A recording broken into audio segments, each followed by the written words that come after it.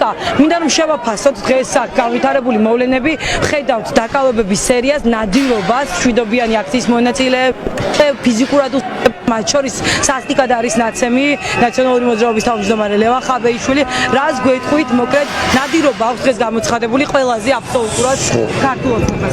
სხვა მას პოლიტიკურ რეპერტუარში ოლიგარქიულ შეიარაღებაში არაფერი შენია, მაგრამ ეს ყველაფერი მისი პოლიტიკური ტყვიებია მის ოლიგარქიულ მჭიჭი გუშინ მან რა სიტყვაც წარმოთქვა წინასწარ მომზადებული გაწერილი პრომპტერზე წაკითხული ივანიშვილმა, როდესაც თქვა რომ მას არ უნდა ევროპული მომავალი, ვინაიდან ევროპული მომავალი მის ფულს და მმართველობას უქმნის საფრთხეს, აი ვიდრე საუბრობდა იმ წამსვე მან გაავლო საოკუპაციო ხაზი რუსთაველის გამზირზე და საზოგადოებამ ეს იგრძნო, ეს დაინახა და ადეკვატურად მოქმედებს და ეხლა ხედავთ ხო დილის 5 საათია თითქმის და სახში არ და ვერ მიდის, ვინაიდან ის ენერგია, ის ეროვნული სახელმწიფოებრივი ენერგია ვერსად ვერ გაქრება და არსად არ გაქრება, მანამ სანამ ივანიშვილი არის მართვის ადავებთან, აქ აღარაფრის შუაში არ არის რუსული კანონი.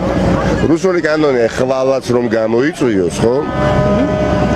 უკვე ამ დღეებში იმდენად მძიმე დანაშაული ჩაიდინა რუსული ხელისუფლებას ანამარსებობს, ქართველი ხალხის, ქართული საზოგადოება არის სახელმწიფოებრივი საფრთხის წინაშე. ამიტომ ეს დიდია პატარიან ყველამ გავიგეთ. აი ხა თქვენ სანამ მოხვიდოდით 20 წუთი წინ ორი თანაკლასელი, მე-12 კლასელი ბავშვები სხვა სკოლაში არ მივდივართ და დღეს გამოვედით და ხვალ დილიდან მთელ თბილისში იქნება განსაკუთრებით თბილისში პროტესტი. თქვენი აზრით დილით ქართული ოცნების ლიდერებს როდესაც მეორე მოსმენით დაიწყებენ ამტკიცებას. იცით რა მიყოთ?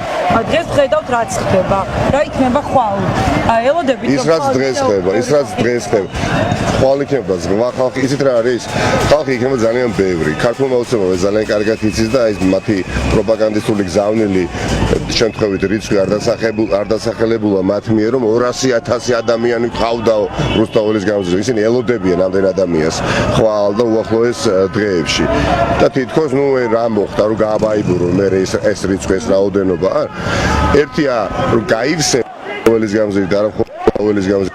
ეს პროტესტი, რომელიც ყველგან არსებობს, ეს პროტესტი დაწყებული ოჯახებიდან და დამთავრებული იმის რომ მიმაჩნია რომ ყველას ოჯახი რუსთაველის გამზირი. სანამ ეს რუსი არის მართლა ის იყოს.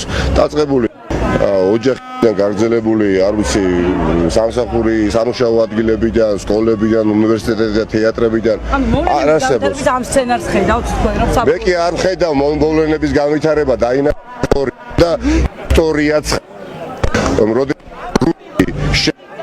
ცდილობს დაგიპყროს და საოკუპაციო ხაზს მით უმეტეს თავარ გამზე აგივლებს, იქ კომპრომისს იმართება და კომპრომისო ბრძოლაში ძლიერი და მართალი ხალხი იმარჯვებს და არა უბრალოდ მართლები ვართ, არამედ ძლიერები ვართ, რიცხოვნებითაც ძალიან ბევრნი ვართ ვიდრე ივანიშვილი. მადლობა.